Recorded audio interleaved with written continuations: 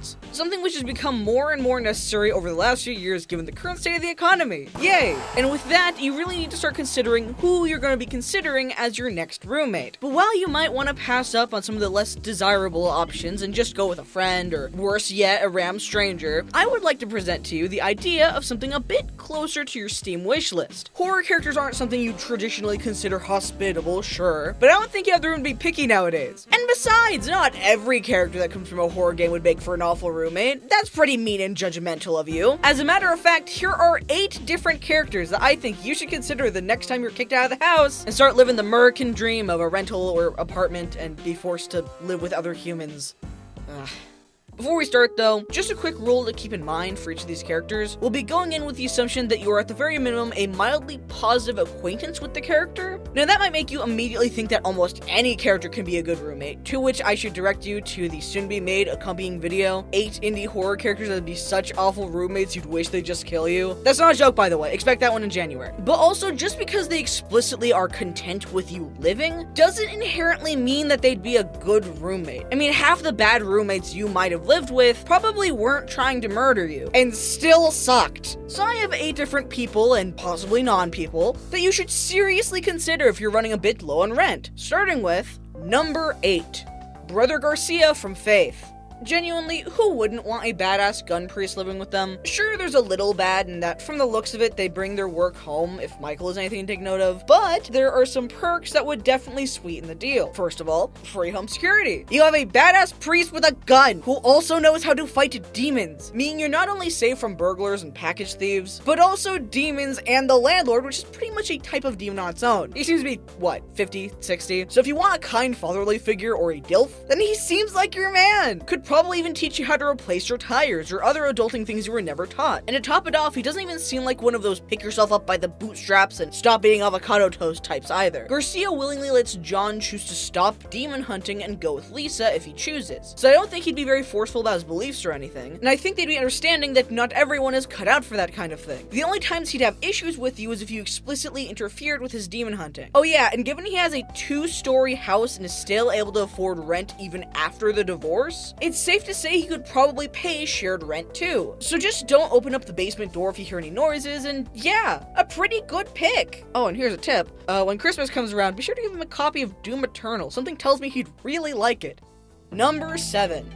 Michelle from Parasocial Paranoia Paradise. I know this game isn't as well known, so just give me a minute to explain why this character is a horror character for a minute. Basically, Parasocial Paranoia Paradise is a game in which the player character, after getting obsessed with a live streamer named Michelle, stalks them until they know their schedule, kidnaps them, and then ties them up in their basement with the goal of taking care of them and finally having their dream girlfriend. Things do not go as planned, however, not in that Michelle hates them now, but because she's oddly nonchalant about the whole situation, and things compound when the MC gets creeped out and tries to starve them out, only to find that she cannot actually die, does not need to eat, and soon learns that Michelle is actually some kind of eldritch illusion monster thing. They're a creature that feeds off of love and affection, creating a parasocial situation for the MC in hopes that they would keep them fed. The good ending has us see their true form, which is this mushy slug abomination, but seems to be a chill girl once you get them past the whole nobody loves me thing. The character is pretty creepy, but by the way that they talk to the MC, it seems like that's just how they treat their food. So if you two are just roommates and platonic friends, it seems like you'd be getting the real deal. You won't need to worry about them eating your leftovers, as they only really eat love, and from what the MC experiences, it seems like they go to other houses to get their fill, meaning you won't have to worry about the police at your door or cleaning up dead bodies like you might have to with other mascot horror or even normal horror monsters. On top of that, Michelle probably wouldn't even need to get a job, as the people they feed on probably have money that they can take once they pass. Even better if they don't die, because then she can just have them donate to it in the form of bits and subs to her streamer persona, which would also easily clean the money of any criminal involvement and make it safe for rent use. It seems like anyone they feed on gets a specialty made illusion too, so if you're the escapism type and you're willing to give up a little love, energy, whatever it is they actually eat, then you could probably get to live out some cool scenarios, live it up with some Harry Potter characters if you're into that kind of thing, experience something you'd never realistically try otherwise, like mountain climbing or cave dwelling, maybe even get some closure on an old bad situation by reliving it or something. You can trust the therapy slug that doesn't love itself. And on the inverse, if Michelle starts feeding off the landlord, then their new, totally not an Eldritch being anime uwu girlfriend could probably sweet talk them into lowering rent, or giving you the better apartment room with the extra 45 cubic feet of space to play around with, without needing the extra down payment. Number 6.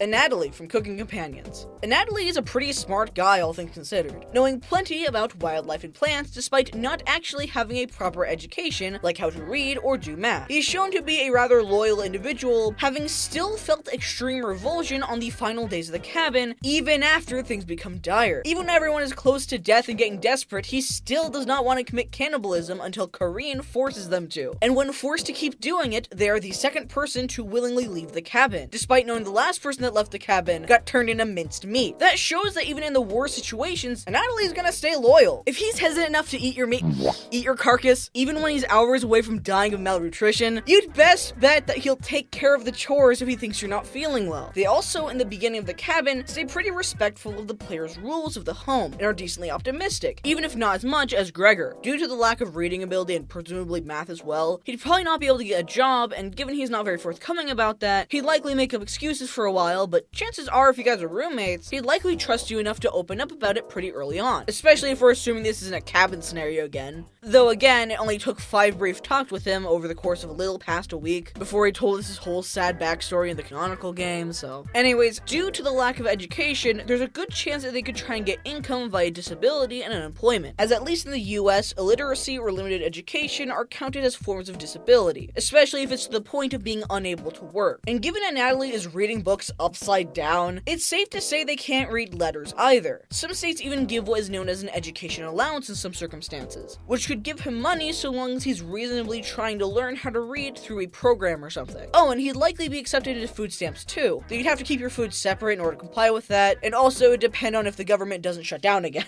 There's also things like the Adult Education and Family Literacy Act that would be able to assist in getting a Natalie free education so that they can read and write. So as long as you're willing to give them free housing for a while until they're built up enough to get a job, they seem like they'd be a fantastic and friendly roommate to have. And once they can help with rent, I'm sure they could pretty easily get a job that they'll enjoy with their memorized knowledge on plants that they don't even need a book for. He's just a smart and friendly guy that just seems like he'd be a chum to hang out with. Number 5. Catnap from Poppy Playtime. So Catnap's whole thing is that he murders people who doesn't like the prototype, sure, whatever. But given the circumstances and our rules having them at the very minimum being okay with our presence, Catnap would be a pretty okay roommate, all things considered. Maybe I'm being a little biased because I take a really long time to fall asleep, and when I do take melatonin it makes me nauseous, but honestly Catnap being able to gas you into sleep honestly seems like a really good deal. Sure, in the lore, the red mist gives you nightmares sometimes, but if you're somebody who doesn't keep a sleeping journal and in turn doesn't remember the wide majority of your dreams, then there's a pretty good chance you won't remember them anyways given a few minutes of waking up. And with how much the cartoon Smiling Critter's obsessed over it, it couldn't be that bad. No more will you have to worry about scrolling through TikTok at 3 in the morning 5 hours after you went to bed. No more will you almost fall asleep only to hear a notification or an ad on your white noise video that immediately wakes you up. You just instantly fall asleep pretty much. And even though he's a fleshy boy scienced into a stuffed cat, he's still a cat, which makes it pretty easy to assume that he's probably low maintenance, especially given the prototype lets them do mostly what they want in Playcare. And with all the hunting he's done, if you ever have a burglar or Jack Doherty breaking into your house, Catnap is definitely gonna take advantage of castle law, if you know what I mean. Murder. Murder is what I mean. Not sure how many chores he'd actually do. However, he'd probably be pretty independent in that he'd take care of his own messes. Like if he makes a meal, he'll probably clean it up. And if there are no more dishes, he'll do some of the dishes, but he's also not going to complain to you about the thermostat or the trash. He'll just go do it himself or not touch it at all. Catnap is basically the polar opposite of the loud frat boy roommate, and trust me, you will appreciate having that. Number 4. Nyan Lithotep from Sucker for Love First Date. I swear I have a reason for this, so please hear me out, And no, it's not the reason you're thinking, even with the weird comments I made about dilfs and meat and whatever. So Nyan Lithotep is a high-ranking eldritch god and the third person you can smooch and sucker for love. Overall, she's pretty protective of the other eldritch deities, but is also kind of understanding and tries to give you a way out that doesn't involve you getting cursed with porousness. She wants to sever your ability to date her nieces, in part because it's taboo, and in part because it risks humanity as a whole and speeds up the process of the apocalypse. It's a risk to you as much as it's a risk to them, and she seems to respect playing by the rules quite a lot. As to stop you when you refuse to sever the connection between the eldritch world and humans, she goes for cursing you. Despite the fact that, 1, each of these eldritch gods have their own cults canonically, so she could just have one of her followers do it and cut us out of the equation entirely, and 2, each of the characters pick these different anime-like forms because they're comprehensible and don't make us instantly go insane when we see them. So if she really wanted to stop us once we denied her, she could just undo her cat form and have us go mad instead of all these counterable curses. So despite talking down to you at the start and being afraid of you at the end, she still refuses to outright force you into submission, which shows a kinder side that would likely be pretty chill for a roommate, especially when you consider that canonically, these worlds only exist during these eldritch beings' dreams, something that even the character brings up at the end of this route. Meaning if she's your roommate, then by the game's canon story, that means she's explicitly dreaming about being your roommate. And to be a roommate instead of trapped in a warped version of your house battling against an eldritch being trying to make you melt, then that'd have to mean they think you're chill enough to hang out with even in this fictional dream world. And thus you wouldn't be getting the talking down to you Nyan Lithotep, you'd be getting the much more chill Nyan Lithotep. While I've never played the second game, so I'm not so sure about Roxanne, I'd say that Lynetta is rather obsessive and lacks understanding of people, while Esther is your token rich prissy tsundere that wants to be treated like the world while stomping you out. While as I said earlier, Nyan Lithotep is much more mature and fair, and actually has an understanding of humanity and wants to protect it on some level, even if it's a transactional one. Sure, some of the weirder among you might see this in the romance smasher pass way you sly dog you, but seeing she's pretty against that and wakes up in a cold sweat at the idea of being with the human protag, I feel like the roommate deal would almost solely work in a platonic or asexual way with the chill auntie roommate, as that's most likely the way something like this would be, given she isn't really into humanity and solely wants to work in a business and curiosity way. So if you were chill enough for the eldritch higher-ups to want to hang out with, I think you'd have a pretty good time. This is their dream, so chances are you'd have a pretty okay day-to-day life. But even if you somehow still got a shitty insurance company to deal with, all you need to do is go to your local cat lady to cast porousness, cast hideous reflection, cast stub your toe at an inconvenient time. I'm sure you two could have some fun with it, make them a bit more malleable to whatever you need from them. Overall, Nyan Lithotep just seems like a good deity to have as a roommate compared to all the others, which is why she is on this list. Number 3. Boxers from the Bunny Graveyard. Boxers, like a lot of the entries on this list, just seems like an all-around chill dude. He's pretty resourceful too, in that he built a whole fighting ring arena and elevator under a well, and somehow worked around the fact that wells fill up with water which would probably rust out the elevator's components and or flood up to this door. But if he built around that, then he should be able to also figure out how to use a dishwasher, or how to fix a frozen hose in the case you forgot to put one of those hose covers on before it snowed. He's also pretty fine with sticking it to authority if the fighting ring's anything to go by, as well as the whole fighting against his own mother thing. Plus, even though fighting rings are usually considered pretty illicit, he seems to genuinely care for all of the gloves, as the underground ring is 100% consensual. He leaves a note for Finger Taker comforting them when one of the other gloves go missing, and right near the end of the game, seems to genuinely mourn any lost pals that die, even going as far as almost leaving himself to die in the labyrinth. And I feel like all of that should be seen as much as a green flag as saving kittens from local burning buildings, as they're the kind of guy that can pick up on the subtle cues of a bad day at work before you even come home, and preemptively get you some Wingstop or Panda Express, all while claiming they were totally given double an accident so you don't feel obligated to pay them back. Pretty chill, pretty resourceful, pretty caring, pretty good entry on this list. Number 2.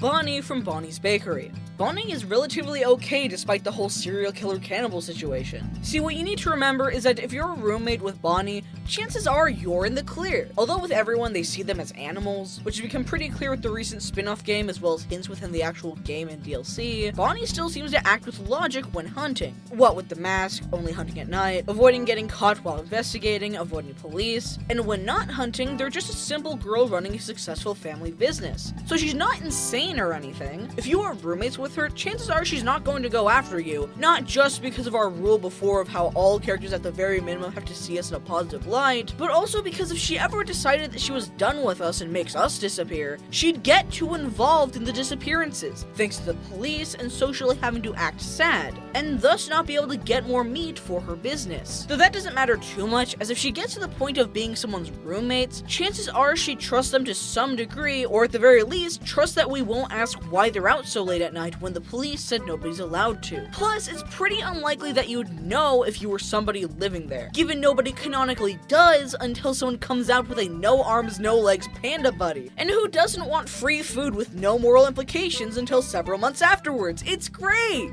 It also seems like she should be able to pay rent pretty well too. The only problem being that she'll likely be busy both day and occasionally night. Oh yeah, and when the day comes and Bonnie is arrested, you might just get some questions asked of you and will probably turn vegan, but look on the bright side. Good roommate, and in the future you might just get a Netflix documentary based on your experience. Isn't that what we all want from our roommates?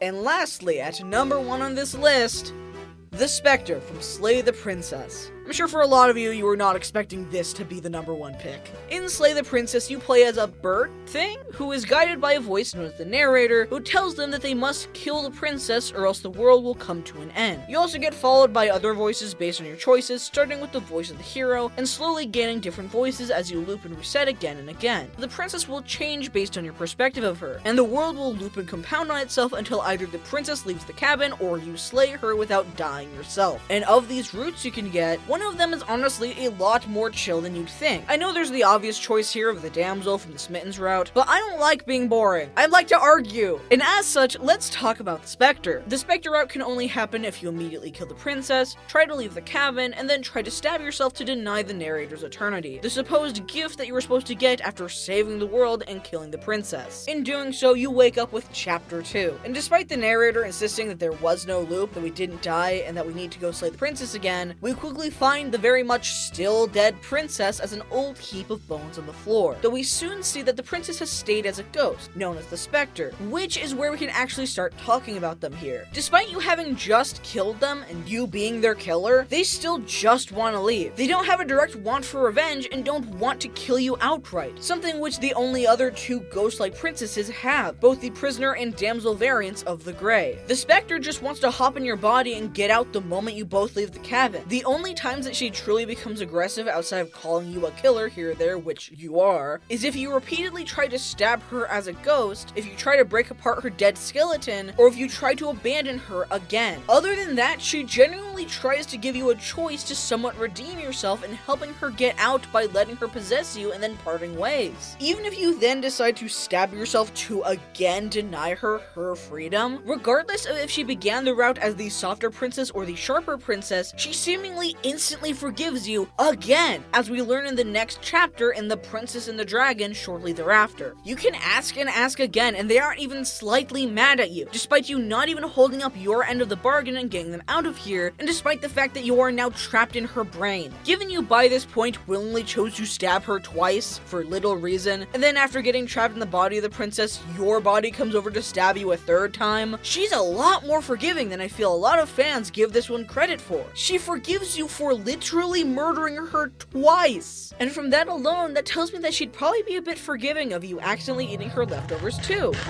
Right, yeah, this video's about roommates, right. She's the type of person where she'll actually tell you if something you're doing or have done is bothering her, will help you undo it, and then will never talk to you about it again. She shows an ungodly amount of understanding, especially in the soft princess variant of the Spectre, so they certainly won't be harsh to you and will give you multiple chances with things. She's a little sassy at times, sure, but she even gets concerned when the possession starts hurting the player. That amount of forgiveness is really nice to have, especially if it's your first first time branching outside the nest and living in your first apartment with some rando. And that's not even going over all the ghost stuff. Send your spectral roommate over to tell the guy on room 3 to turn the music down, and I think they'll shut up real fast. And honestly, having them answer the door around Halloween time would either make you the coolest house in the block, or you get a whole bowl of candy for yourself next year when nobody shows up. Oh yeah, and seeing as they're a ghost, theoretically they could contact other ghosts. So if they find the ghost of a really good plumber, or the person who originally created that thermostat before it got taken over by that really greedy CEO, I feel like you'll be skipping out on a lot of bad fees whenever problems come up around the house. And seeing she can possess things, who's to say that she can't also possess, say, the landlord's wife and or husband to convince them to drop the price of rent to something actually reasonable? Or better yet, just skip that step entirely and pull out a Scrooge 3 Ghosts of Christmas. Or just possess them and write up a new contract that gives you a bunch of good perks nobody else gets on top of a good price. Honestly, having a roommate with ghost logic is really useful depending on how far the ghost logic is allowed to go, and how much of the ghost mythos is actually correct. And so honestly, compared to some of the others, I'd say the Spectre is one of, if not the best picks as your roommate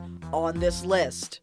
And so, that is the top 8 best horror characters that would make for surprisingly good roommates. I also have an opposite version of this list planned, so expect that sometime in January. I know there's the obvious thing I could do here and be like, who would you want as a surprisingly good roommate? But I also want to ask, who do you predict will be on the worst roommates list? So I honestly want to hear and see if any of you guys could predict some of the characters on the list, or the reasons as to why. As I said towards the beginning of the video, it would also be following the whole, we're presumed to be at least on good terms, where they wouldn't instantly deck you. But I'm really curious as to what you guys would think, and if you guys might get the characters or reasonings right. I'm planning on having this video that you're watching right now come out on the 19th, so I'm legally obligated to say happy holidays, and let me know what you guys think down below, and I will see you around.